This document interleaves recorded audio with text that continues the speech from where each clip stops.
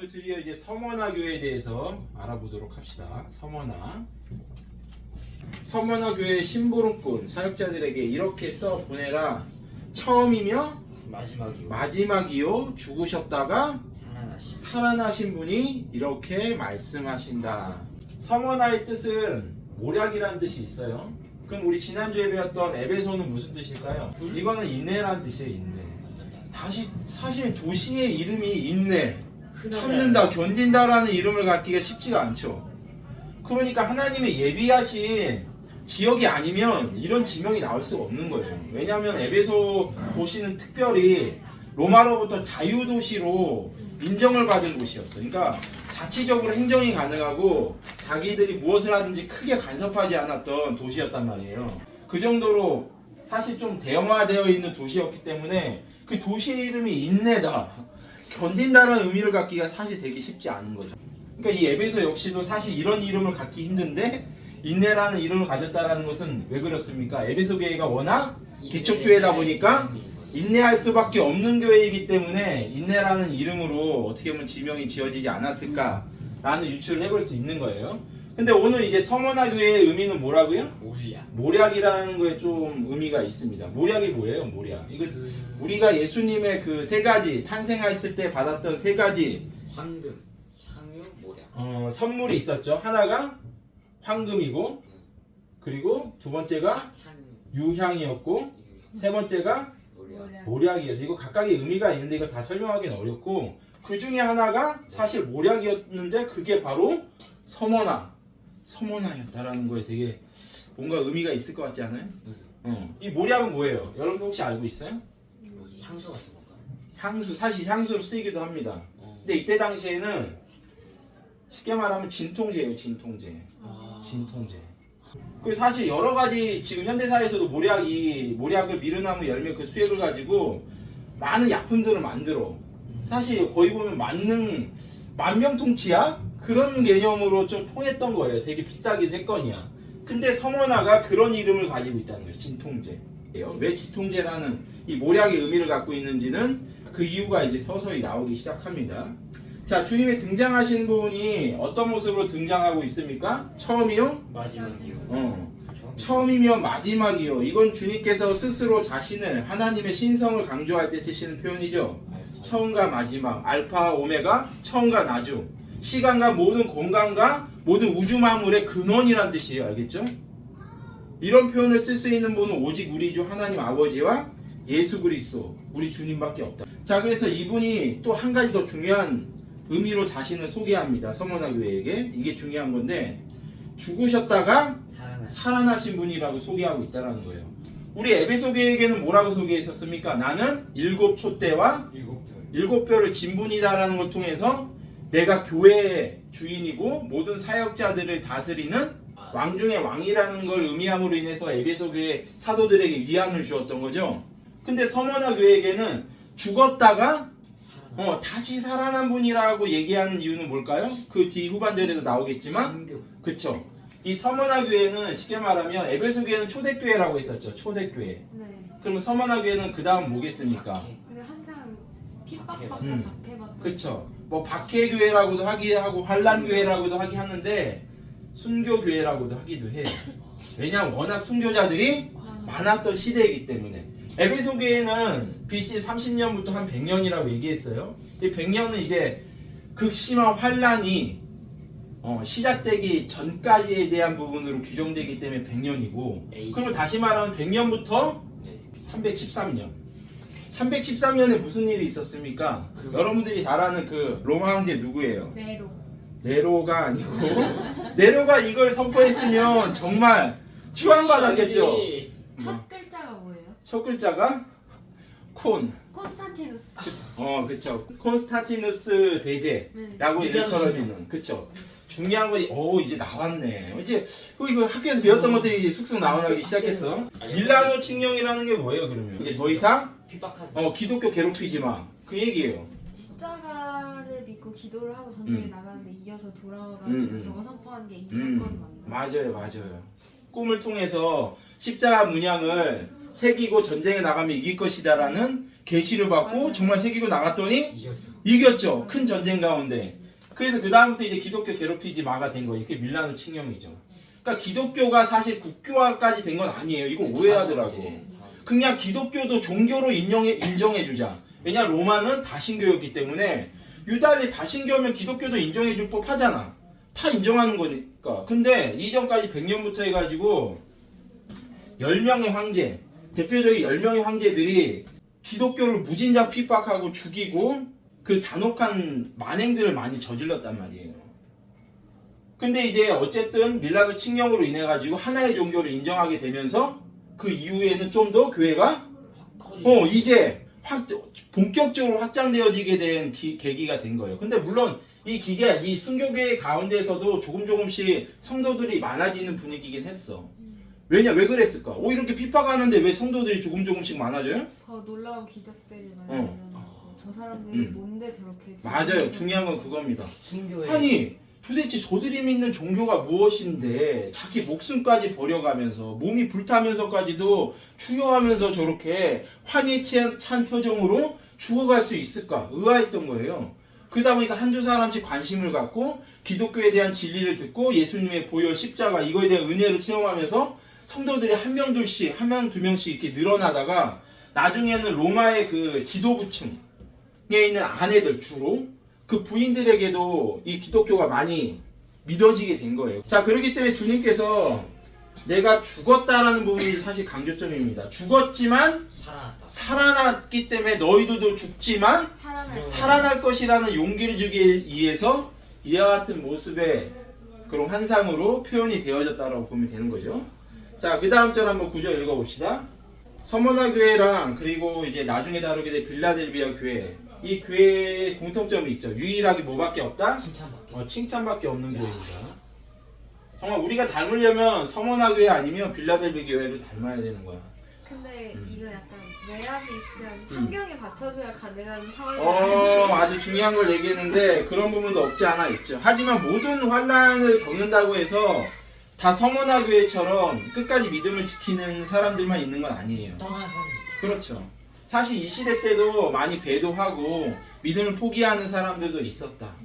하지만 끝까지 인내하면서 순교로 자신의 신앙을 표현한 사람들은 결국 이 서머나 교회에 해당되는 사람들이겠죠. 자, 어쨌든 그 교회에게 얘기하신 칭찬이 무엇입니까?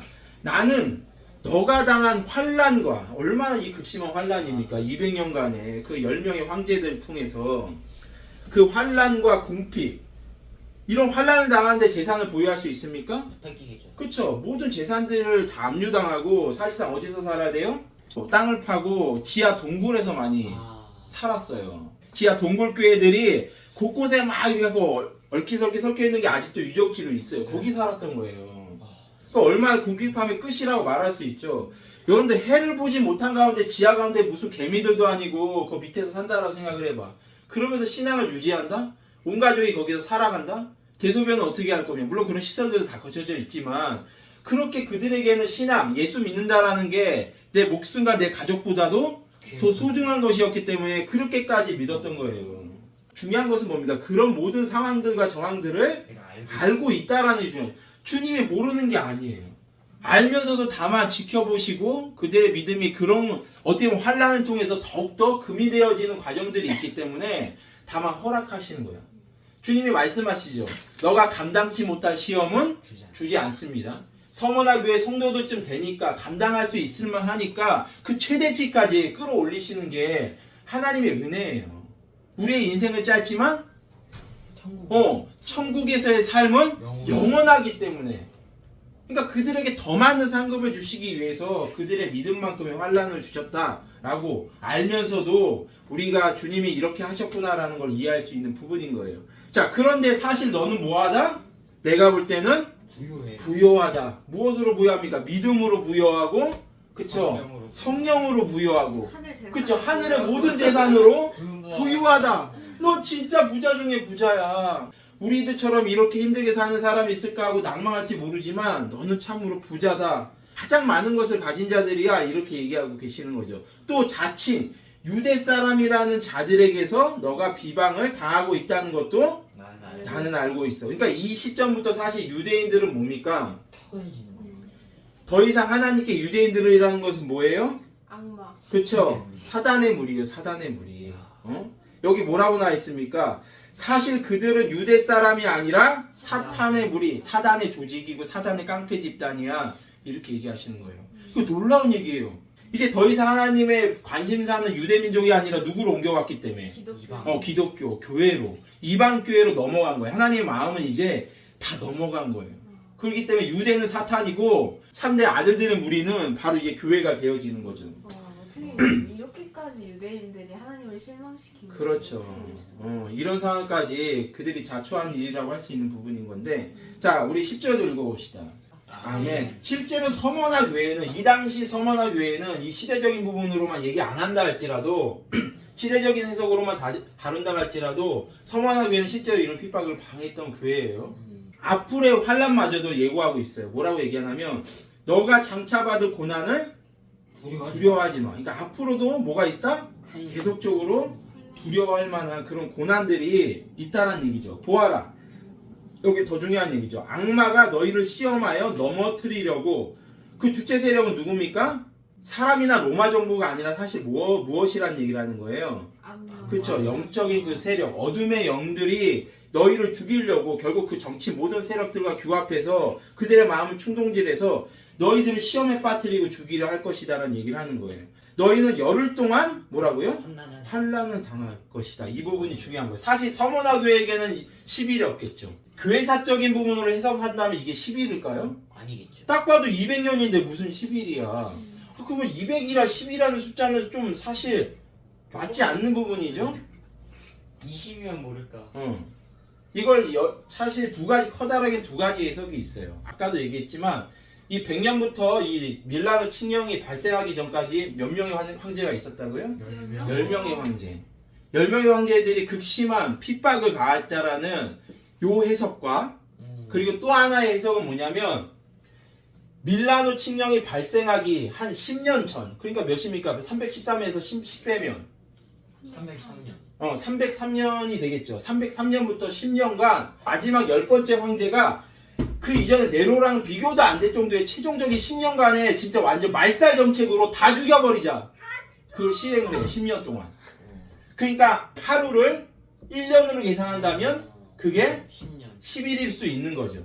왜냐하면 주님께서는 이런 성경적인 그 구약의 표현을 통해서 하루를 1년으로 환산하거나 또한 이제 1년을 뭐 100년 내지 1000년으로 환산하는 이런 성경적인 표현들이 있기 때문에 그런 부분으로 우리가 상징적인 숫자로 우리가 해석할 수 있는 부분인 거예요.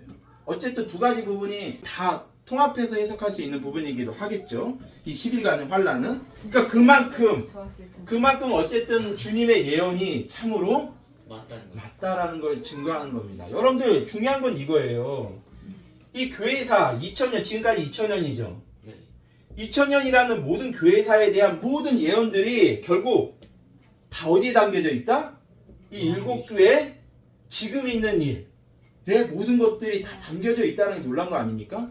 모든 것을 내다보신 주님께서 앞으로 교회가 어떻게 되어질 거라는 것을 다 기록해 놓고 그것을 아는 자들이라면 이 성경의 이런 예언들을 아는 자들이라면 진작 그 말씀을 받아들이고 믿음을 지키고 이길 수 있는 사람이 되었겠죠.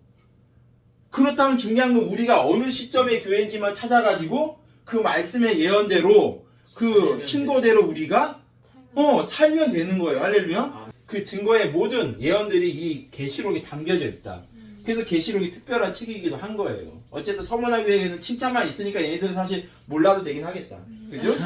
몰라도 넘어가도 되는 거지. 그리하여 중요한 것은 열흘 동안 환란을 당할 것인데 중요한 건 뭡니까? 죽도록 이게 무슨 말이에요? 죽도록 충성하는 게 죽으라는 거예요. 순교를 각오해. 여러분들 이 서머나 교회에게는 주신 메시지가 뭐냐면 죽을 상황이면 죽으라는 거예요. 할렐루야. 가혹하게 느껴지죠. 가혹하게 느껴지지만 이들은 이미 마음의 준비가 되어 있는 이들이니까 이렇게 주님이 말씀할 수 있는 거야. 사실 삶이 더 괴롭지 않습니까? 그쵸. 차라리 자살하는 게 낫겠다 이런 마음이 들지도 모르는 거야. 이게 1, 20년도 아니고 조상부터 거슬러갖고 200년 동안 이 땅굴에서 살다 보면 야 이렇게까지 살아야 돼? 얘네들의 소망은 오직 뭐였냐면 주님 빨리 오시는 거였어요. 마라나타를 부르면서 신앙을 외쳤던 얘네들입니다. 그래야 우리의 이 모든 환란이 끝날 거 아니야. 그러니까 이 일곱 교회 중에서도 유일하게 주님 빨리 오기를 기대했던 애네들이 얘네들이에요, 사실. 진정 재림 신앙이 살아 있었던.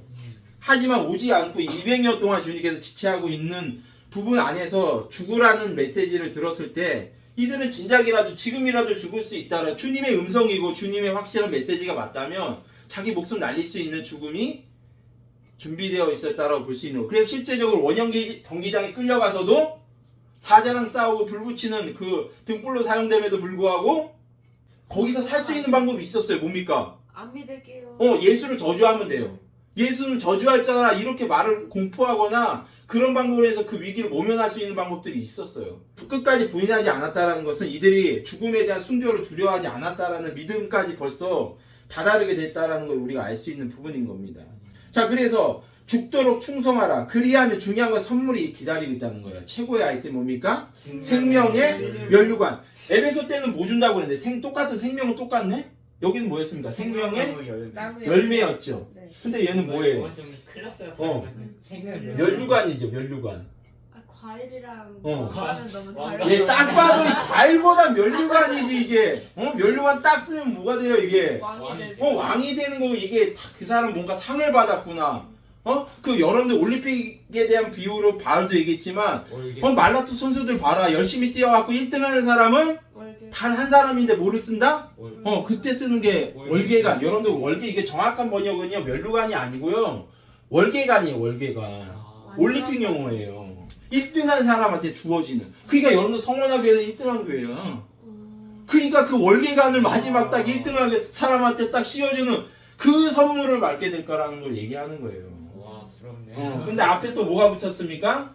생명. 생명. 영원한 생명의 면류관. 이 면류관 한번 쓰면 안 죽는 영원한 영광으로 빛나는 그 아이템. 이거 얼- 먹어서 끝나는데서.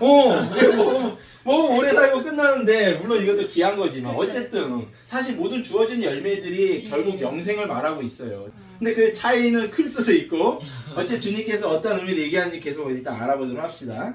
자, 그래서 마지막 11절 같이 한번 읽어볼게요. 시작. 아멘. 중요한 건 여러분 이 11절 귀가 있는 사람은 들어라 하면 벌써 끝났다라는 거지 할 말이. 그러니까 더 이상 꾸중할 게 없어. 꾸중할 게 없으니까 이렇게 와. 어떻게 보면 하나 둘 셋 세 절에 끝나는 거예요. 여러분들 주님이 잘하고 있는데 특별히 막 잔소리할 게 있습니까? 걸 찾아야 해. 이거 분량 없다고 슬퍼할 게 아닌 거예요. 우리가 분량 없는 게 감사한 거야. 우리 마지막 날에도 주님이 그러신다고 하시죠. 딱 그 3달란트, 5달란트, 1달란트 받은 애들 딱 와가지고 집계하면서 3달란트, 5달란트 애들한테 했던 말이 뭡니까? 딱 한 문장이잖아. 잘했다. 잘했다. 충성된 정말. 충성된 더 할 말 없는 거예요. 그거로 끝나는 거지. 잘했어. 너 참 잘했어. 너가 끝까지 죽음까지 각오하면서 너의 목숨을 아깝게 여기지 않고 목숨을 버릴 각오로 믿음과 신앙을 지켰구나. 그거로 됐다. 더 이상 꾸중할 게 없다라는 것만으로도 참으로 감사한 부분인 거죠. 이기는 사람은 뭡니까? 중요한 건 두 번째 아이템. 둘째 사망의 해. 둘째 사망의 해를 받지 않을 것이다. 왜 이 말씀을 하셨을까요? 이들이 가장 두려워하는 건 뭡니까? 물론 믿음이 있고 신앙이 있지만 가장 두려워하는 건 죽음 아니에요? 근데 그 죽음보다 그 사망보다 더한 사망이 있다는 걸 얘기하는 겁니다. 그게 무슨 사망입니까? 중요한 건 둘째 사망. 그럼 둘째 사망은 뭔데? 지옥이죠. 최종적인 지옥을 말하는 겁니다. 그럼 첫째 사망도 있을 건데 그건 뭡니까? 우리의 육체적인 죽음이에요. 그것을 두려워하지 말라는 거예요. 정말 우리가 두려워해야 될 건 뭐예요? 둘째 사망, 영원한 죽음을 말하는 겁니다. 이건 실제로 언제 시행이 됩니까? 천년 왕국이 끝나고 백보자 심판이 벌어지는 가운데 최종적인 그들의 행위가 담겨있는 모든 책들 앞에 어린 양의 생명책이 기록되어 있지 않으면 행위의 책에 기록된 대로 심판을 받고 다 어디로 들어갑니까? 게헨나 불못으로 들어가는 게 뭡니까? 둘째 사망이에요. 지옥이 불못. 그쵸? 지옥마저도 이 불못 게헨나 속으로 다 들어가 버리는 영원한 고통, 빠져나올 수 없는 절대 희망이 없는 그곳으로 들어가는 거. 그 사망이 너희들에게 있다 없다? 중요한 건 없다. 그건 없다. 성호나 지도자에게 배우고 그 말씀에 순종하며 끝까지 죽도록 충성한 자들에게는 더 이상의 둘째 사망이 없고 아까 얘기했던 뭐예요? 생명의 면류관. 할렐루야. 게임 끝난 거야. 이런 교회의 칭찬을 받을 정도로 이런 칭찬을 받을 정도의 교회가 되어지면 얼마나 행복한 겁니까? 우린 사실 두렵잖아요. 우리의 믿음이 진짜인지 그리고 우리가 계속 이렇게 살아도 되는 건지 더 중요한 건 주님 오실 때 우리가 과연 휴거될 수 있을 것인지 주님이 칭찬해 줄 수 있을 것인지에 대한 아리송한 부분이 있어요. 이걸 우리가 확신할 수 없음이 있단 말이야. 하지만 이 서머나 교회는 얼마나 확신에 가득 찼겠어. 그러니까 주님 어서 오시옵소서라고 얘기했던 거 아니에요? 이런 믿음. 그러니까 어떻게 보면 여러분들 이게 하나의 은혜일 수도 있는 거야. 아까 주영이도 얘기했지만 여러분들 어떤 게 더 힘듭니까? 많은 핍박과 죽음의 위협 앞에 내몰려져 있는 상황이 더 힘든 걸까요? 아니면 정말 모든 걸 다 누릴 수 있어. 모든 환락과 쾌락과 누릴 수 있는 모든 환경들이 있는 가운데 믿음을 지키는 게 더 어려운 일일까요? 후자가 더 어려운 거. 사실 여러분 후자가 더 힘든 거예요. 그래서 예수님의 시험에서도 여러분 두 번째 시험은 성전에서 뛰어내리라는 거죠. 다시 말하면 순교를 의미하는 거예요. 너가 뛰어내려라. 물론 천사가 받쳐주긴 하겠지만 안 받쳐주면 어떻게 할 건데? 죽는 겁니다. 그런 걸 통해서 너의 신앙과 믿음을 밝히라는 의미와도 같은 거죠. 그건 두 번째 시험에 불과합니다. 근데 마지막 세 번째 시험은 뭐였어요? 모든 걸다 모든 걸 다 준다. 내게 넘겨준 거 하나님이 있는데 다 넘겨줄게. 다만 나한테 뭐만 해라? 절만해. 내 수종 노릇을 한번 해볼래?